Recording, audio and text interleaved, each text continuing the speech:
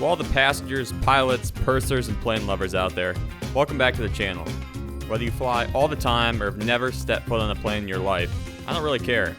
My goal is to immerse you in the world of aviation, both on the ground and in the air, and make you forget about everything else in your life for 10 to 20 minutes. So wherever you are in the world, I want you to imagine you're at Frankfurt Airport, about to embark on an 8-hour journey across the Atlantic on the upper deck of the world's largest passenger plane. If you saw my last video, you'd know I snapped up a round-trip business class ticket on Singapore Airlines from New York's JFK to Frankfurt, Germany for a little over $2,200, which I thought was a pretty solid deal. It was my first time flying Singapore and I was impressed. But that was only one data point, so today we're on a mission to find out whether Singapore can go 2 for 2 and live up to its reputation of the world's second best airline. Welcome to Singapore Airlines. We'll pick up our journey from the Hilton Frankfurt Airport, where we spent the night after coming in from Berlin the previous day on the ICE.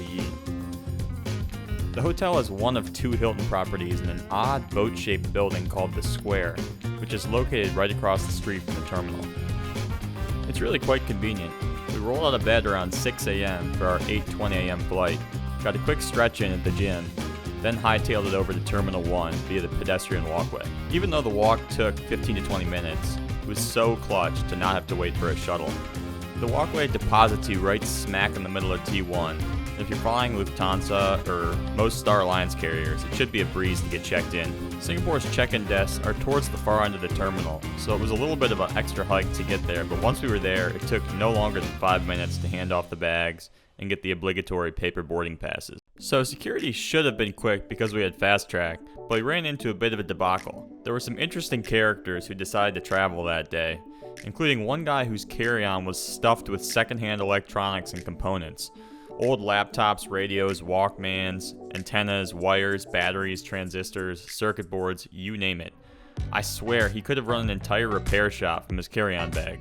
So all that to say, after that dude, security was on high alert, and my mom got pulled over for a suspicious item in her bag, which turned out to be an innocuous pair of beauty scissors, which were perfectly fair game because the blades were less than 6 centimeters. However, emotions were running high after the incident because security had to empty the entire contents of my mom's bag in search for the scissors. Needless to say, they didn't return everything to its original compartment, so my mom, who's a clean freak and hates disorder, wasn't too pleased. A small price to pay though in the name of safety. As a result of the comprehensive bag search, we only had around 20 minutes before boarding was due to start, but we hadn't had breakfast yet, so we were pretty hungry. And also, as a matter of principle, I never skipped a lounge and my ticket affords me access. Singapore's business class passengers have a couple options when it comes to lounges. You can either hit up the Air Canada Maple Leaf Lounge, which we did out of convenience, or you can check out the Lufthansa Business Lounge. Star Alliance Gold members, regardless of travel class, can also check out the Lufthansa Senator Lounge. A quick search on Google Maps reveals the 2 lounges are in a dead heat. Both have 4.3 stars, but the Lufthansa Lounge has 60% more reviews, so does that mean it's better or more crowded? Comment down below if you've been. Hello. Good morning. First impressions were good. The place felt modern, warm, and inviting. Air Canada brands it as a serene, stylish oasis, and honestly, I think that's a fairly accurate characterization. It's not a massive space, it's 7,800 square feet, but it still packs a punch with plenty of amenities, including sleeping pods, a proper business center, shoe shining machine, abundant food and beverage options, and most importantly, good views. Sadly, it was still early in the morning and we were in a hurry, so we couldn't really take in any of the ramp action, but I'd imagine this turns into AvGeek heaven during peak departure and arrival periods. Alright, at this point it was around T-minus 30 minutes to departure, so that meant it was time to head downstairs for boarding.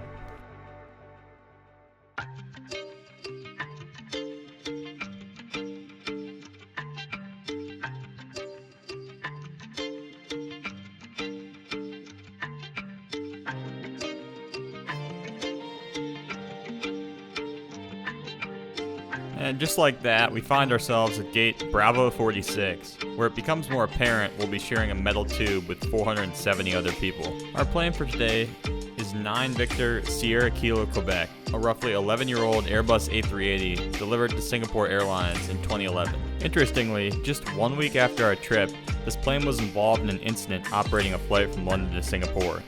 According to Simplifying, some issue with the cabin pressurization system caused the pilots to declare an emergency and divert to Frankfurt. They had to descend rapidly to 10,000 feet, which is somewhat alarming, but I guess that's normal protocol, and dump some fuel, but then were able to land without incident.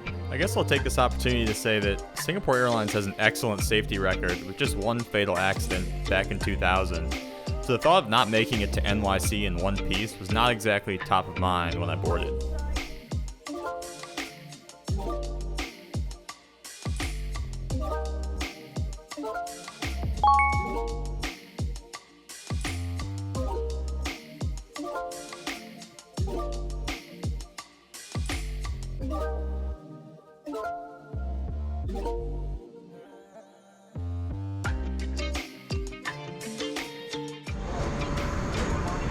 Boarded via door U1L and turned right into the 78-seat business class cabin that occupies most of the upper deck.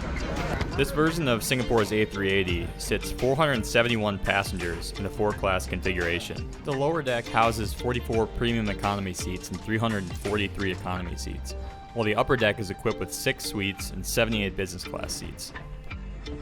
Our seat for today is 93 Alpha, a window seat in the aft business class cabin. Not nearly as much space as my seat on the outbound leg, 96 Alpha, which I think was a bassinet, but I'm certainly not complaining. Anyways, we boarded towards the tail end of the boarding process, and Singapore runs a pretty tight ship, so it wasn't too long until cabin doors were closed. We pushed back on time around 8:20 a.m. While the engines were spooling up, I of course was paying attention to the safety video, but also used the time to take stock of the reading materials I picked up in the terminal.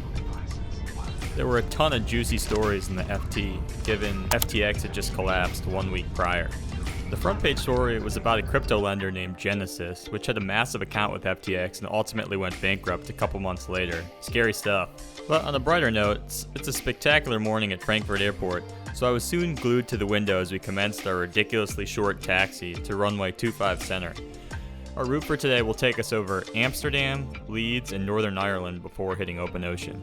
We'll make landfall over Newfoundland and head direct towards the eastern tip of Long Island before turning in towards Queens and New York's JFK Airport.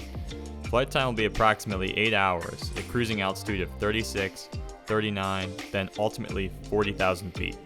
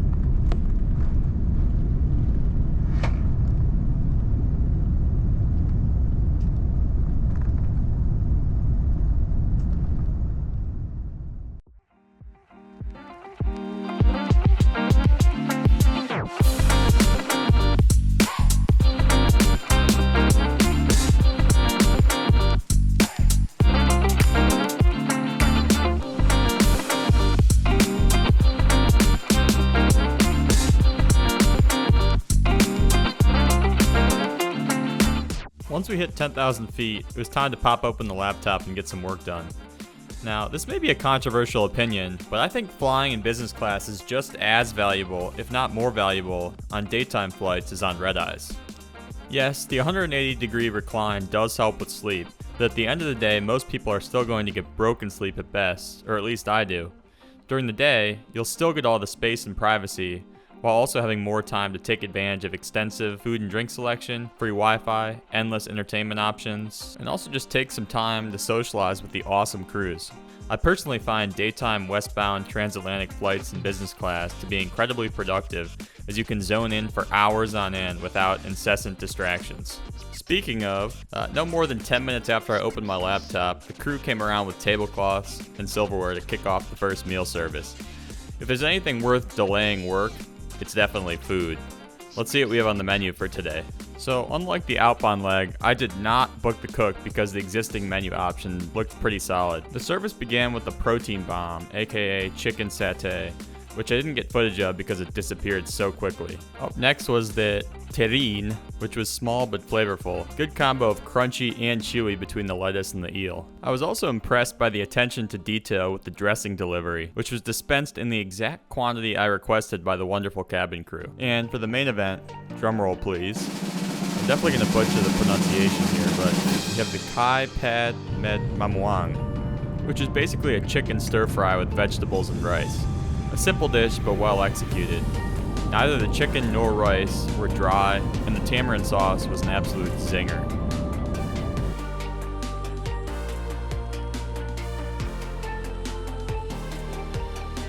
And to finish things off for dessert, I somehow resisted the temptation to go with the ice cream, and instead opted for the sliced fruit.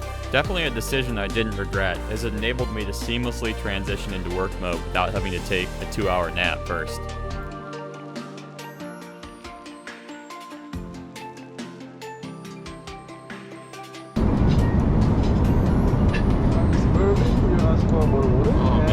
Number especially right away. That looks really good. Just the end, but You're headed to New York or further away? New York and at the Charlotte, North Carolina.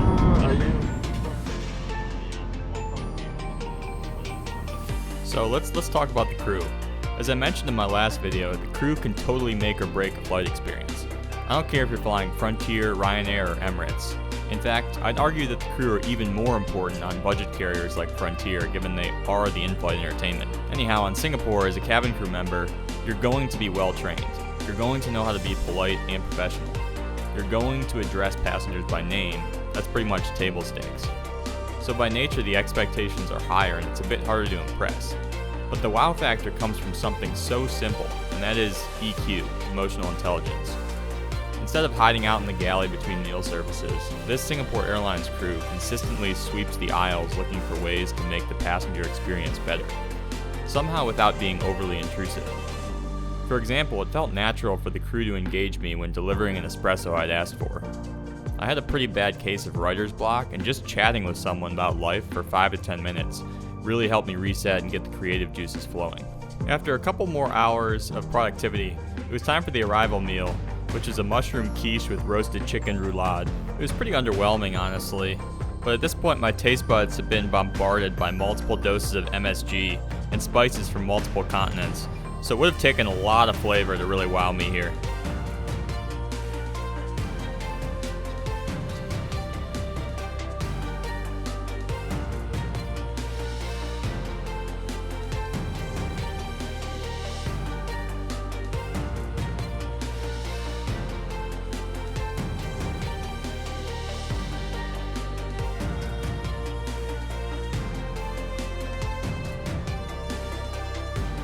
And just like that, we're closing in quick on NYC, and I'm starting to come to terms with the fact I'll soon be forced to leave seat 93 Alpha behind. But not all is lost. As I like to say, when one adventure ends, another one begins. Our long layover at JFK means we'll have time to check out the TWA Hotel, specifically their fitness center, which, spoiler alert, was probably one of the best airport hotel fitness centers I've ever seen. Anyhow, one step at a time here. Back to the flight. Let's get on with our approach into JFK.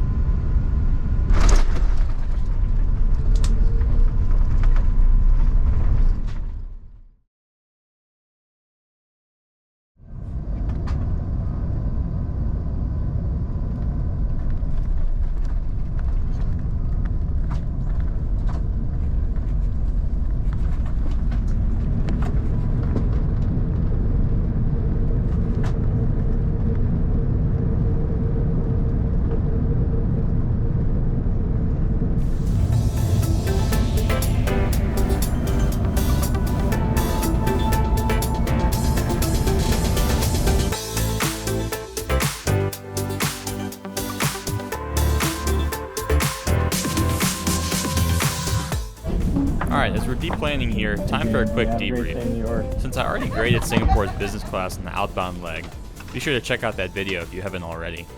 I'll just be revising the initial scores to the extent anything changed. As a reminder, I awarded them an A on hard product and a B+ on the soft product.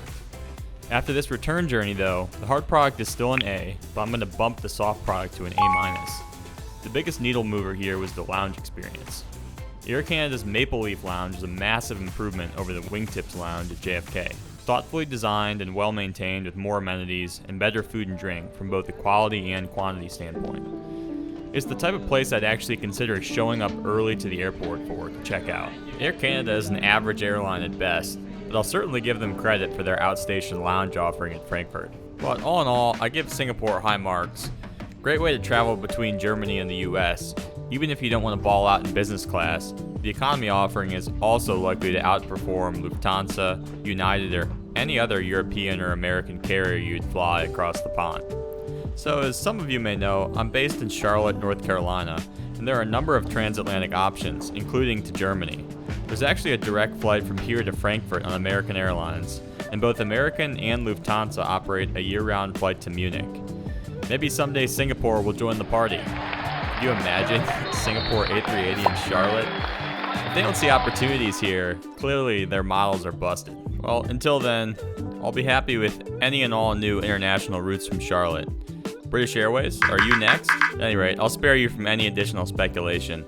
Thanks for coming along with me today, and if you're so inclined, please do like and subscribe. It's completely free, takes 2 seconds, and keeps me motivated to keep churning out stuff like this. So long from Charlotte, and hope to see you in the next one. Peace.